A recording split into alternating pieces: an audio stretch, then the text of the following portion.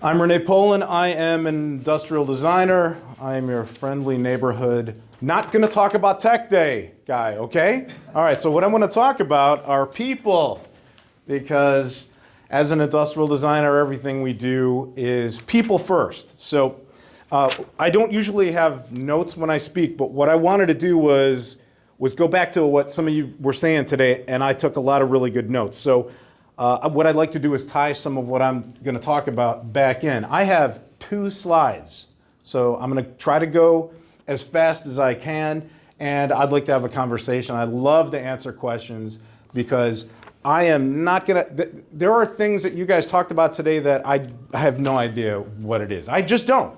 I don't. I know I could do an exploded view of a plastic product for you right here on the spot. I could do all this kind of stuff. But what I don't do is the back end. But so with Balance Innovation, I've been an industrial designer for over 30 years. I have worked with innumerable companies. And don't even need to go into them. I have personally designed hundreds and hundreds of products. So a lot of them are baby toys. They go from baby toys to ATMs and everything in between. And Balance Innovation is really focused on 2 parts of how we work with our clients. One is the problem space, and then one is the solution space. So we talked about different problems today. There are a lot of different things to solve, a lot of things to think about. And rather than starting with a solution, well, I've got a technology, I've got some software, I've got some sensors. How do I plug those into my business? I would say, oh, that's great, but what problems are you trying to solve, okay? So one of my first 2 slides is going to be this one. Nothing is smart unless your people are on board, okay? And I will die on this hill. I have, and with much respect to Tanya, I would, wow. You and I would definitely have some great conversations about, hey, all right, how do we got to make this work. We got to look at the numbers. When you talk about someone saying, well, there were those 2 things that you asked me about, and boy, did I take that. So this is talking to your people. This is understanding, well, maybe I didn't ask the right question, right? So when you think about some of this stuff, let's see here. What did John from T-Mobile says? Take advantage of what's there. Now he was referring to things that are maybe technological, but what I'm saying, when you take advantage of what's there, what is your greatest asset? Until the robots rule the world, it is the people. It's always the people, okay? Everything we design, even if we're designing a pet product, it's really for the person, because the dog's not gonna buy the collar that we design, the person is. But it has to be right for the dog. It also has to be right for the person. So not solution first, but problem first.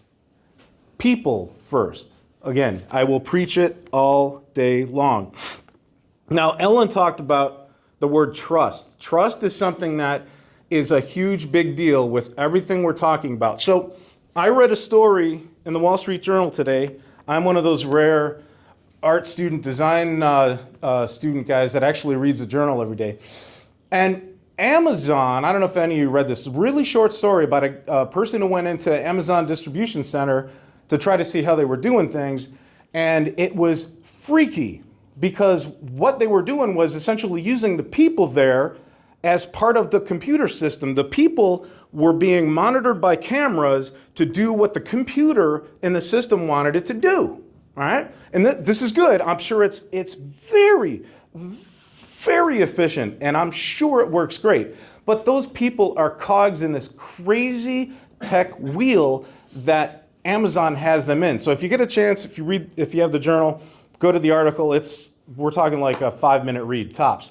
But it's really something that where the people, if I were the people in that program right there, and they said this is a system they were using designed in 2015 that they were talking about. The software has been updated, but the system, the overall system they're using is from 10 years ago.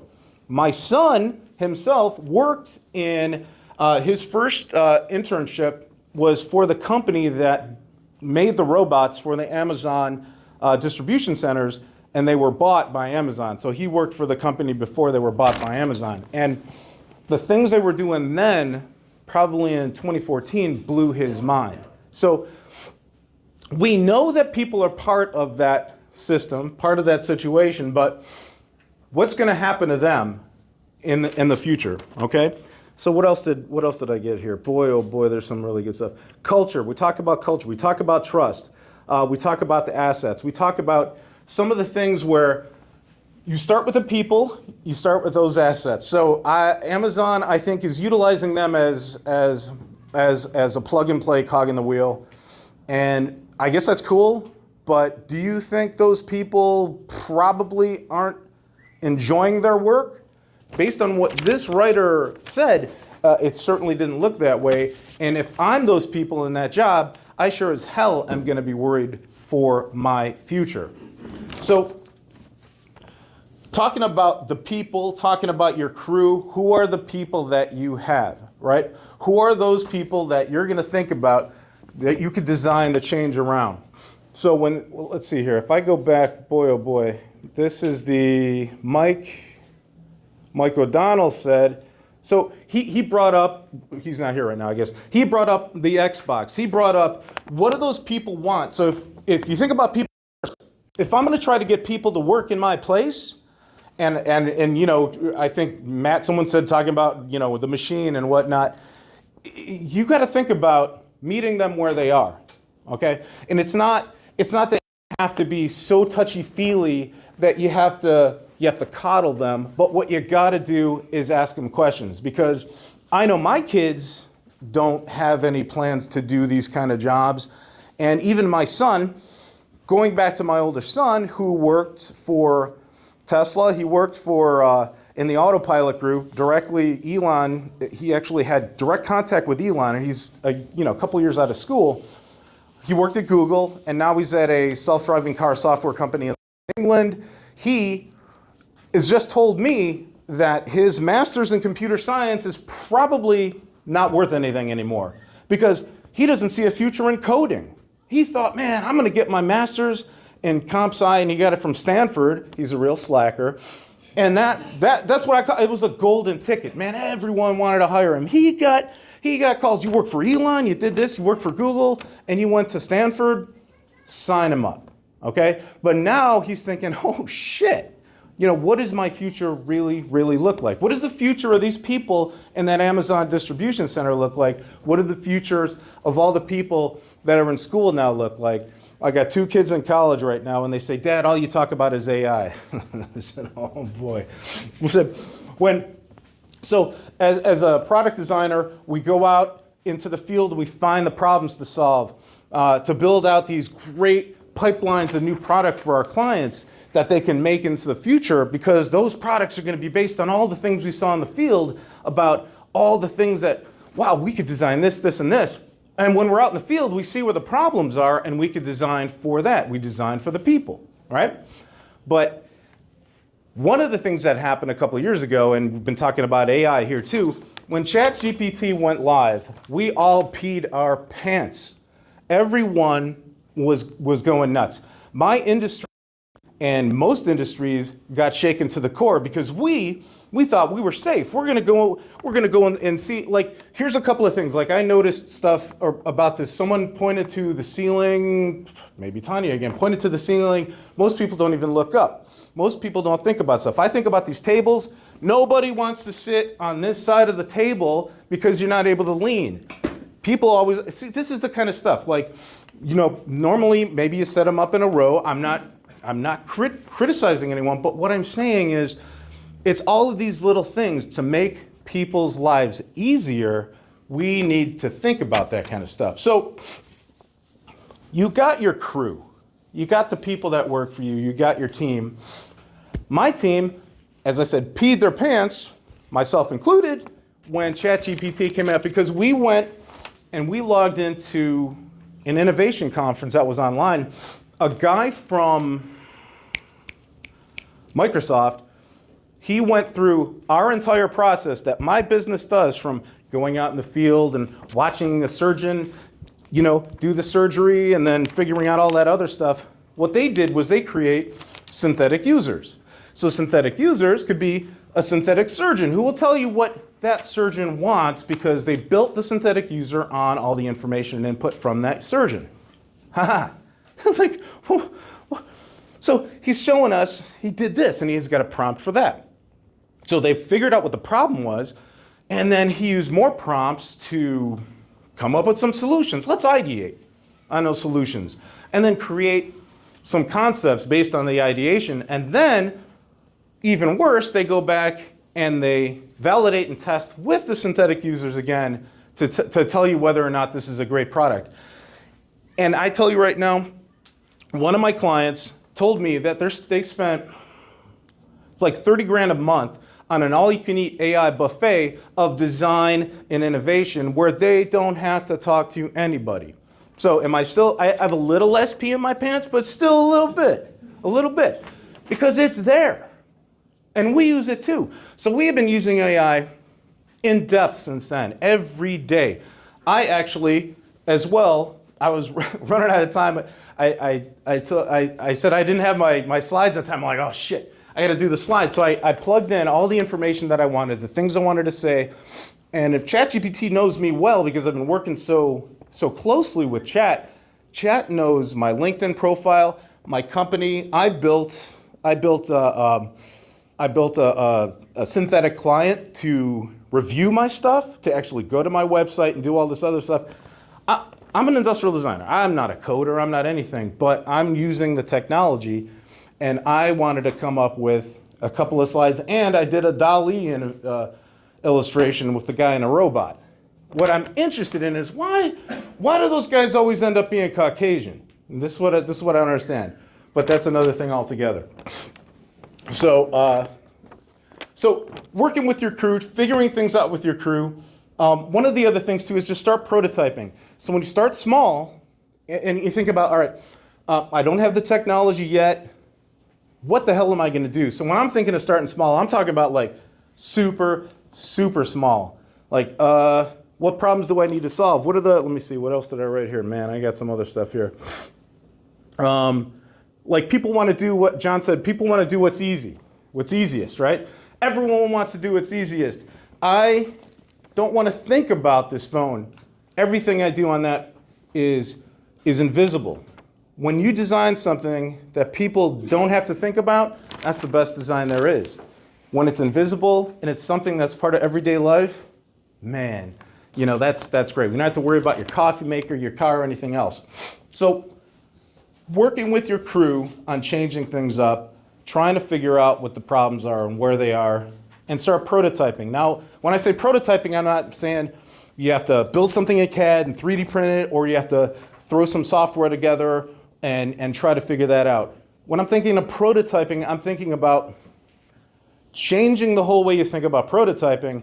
I will prototype the setup of this room by moving tables around. That's a prototype setup for how I want the room to be. Think about that. Or if I'm going to write a paper, or if I'm going to write any kind of content, or if I'm going to do anything like that, an outline. The first draft, that's a prototype. It's a prototype. It's a first draft. So when you think about prototype, think about stumping something really small. We prototype things. We'll prototype little things with Post-it notes in a meeting. Okay, like I said, I could draw an exploded view on the whiteboard. I could build something out of paper that you think, how in the hell do you do that? I'm like, I can make things move, right? I just want to try to get the point across. I just want to try to figure it out. And you want to do it to get buy-in with your people, because when you're with your people, you get buy-in from your people, and you get them on board, things get real sticky. Real sticky. You don't want the people that might be those poor Amazon guys that I still keep thinking about, with the camera following them and then telling them where they have to move stuff. And there's going to be a robot to do that. And another thing I think about too is, and I've written a couple of things that I publish on LinkedIn about AI, try to kind of push things a little bit with people. And one of the things that I have been thinking about, and I want to throw out to you guys to even think about when you leave, is how fast technology is changing How fast, when I went to school, I learned how to draft on a drafting table. I was running blueprints. If anyone knows what those are and what they smell like, it's disgusting, right? So if anyone knows, that's how it is. So from drafting on a drafting table to writing and building out my own synthetic, people on ChatGPT is kind of mind-boggling. So when you think about humans moving forward, and you think about tech moving forward, where are we now, right? And what's going to happen? So this is why my kids say, Dad, all you talk about is AI. So if we go to, this is my second slide, essentially my last slide. Think about your team. Like I said, it's about the people. And when you want to get your team on board, all right, let's see here. I have Ted was talking about defining your problem, okay?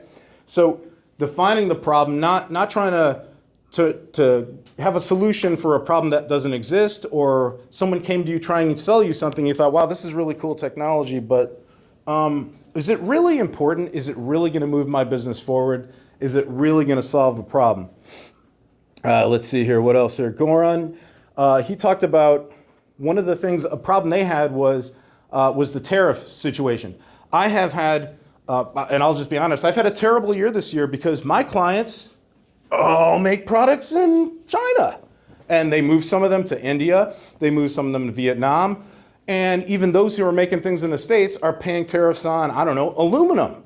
So, so I was like, holy shit. So when you think about what tariff products do we not have in stock, and what do we have in stock? Like, you're building a solution that solved a problem really fast. So you're thinking about, you got to keep that business moving.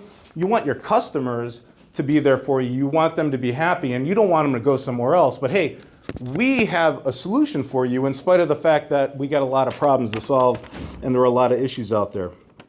So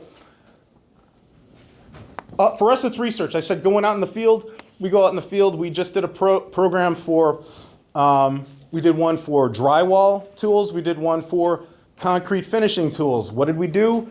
We went out and got drywall all over ourselves to figure out what drywall mutters needed and if the tools they were using were good. We came up with a whole bunch of different solutions for this company that will be a roadmap of products that they are going to move forward with for the next couple of years.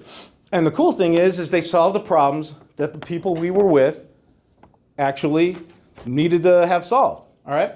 And we learned, because I don't know anything about drywall. I mean, I do, but not like they did. Now, they're pros. So we learned a whole lot of stuff. But we went to where the work is happening. Your people are the boots on the ground. All right. And if I think of that T-Mobile slide of all the people in that room, like, I'd like to see that again, because you can see, wow, there are so many different people, there are so many interconnected situations, but they're all people that are interconnecting, and they're all a part of it. So you go to where the work happens. Let's see here. You create the context. Who said Chris? Chris said let's see, I forgot, I don't know how to say your last name. And then we had, let's see here. What's the bottleneck? There's Tanya again. What's the bottleneck? What are the questions that you can have answered? How can you then do that? So you're talking about prototyping. Then what we do is we used to do it on a whiteboard. Back not too long ago, actually, pre-COVID, it was all about whiteboard and Post-it notes and all of that. But what we use now is Miro. We used to use Mural. They're online whiteboards. If you don't know what they are, you need to. M-I-R-O, Miro.com. Online whiteboards. We put everything with our clients' work on there, and we work together. And they can go in whenever they want, middle of the night, move things around. You can see what's changed, what's been done. We throw our research on there. We do our ideation on there. We ideate with our Toronto client all the time on an online whiteboard. But co-designing with your people, this is key. So one of the things we did with one program we worked on was to help an insurance company try to figure out new products. So for them, product is typically a service. A product is typically an insurance product. So we worked on a program with them for construction. So what we did was we went and did some field research. We went around with people, asked them questions, got on their trucks, went to the sites. But one of the coolest things we did was we co-designed with them. So when you think about it, you are bringing people in who are experts. Why not keep them all the way through the design process, right? So if you want to get that buy-in and you want to get that understanding, you co-design with those people, put something up in the hallway, Post-it note checklist, whiteboard, put things in front of people. Trust your people. I think that's part of it, and going back to trust, I think, which is another part of security, I think, that you'd mentioned, Ellen. Trust is hugely, hugely important when it comes to all of that. So, all right, Matt said, he was talking about the engaged operators. Now it became a competition, right? So how cool is that? So they're super engaged with you now. They're like, oh shit, all right, I wanna be that guy. I wanna be the person to win that.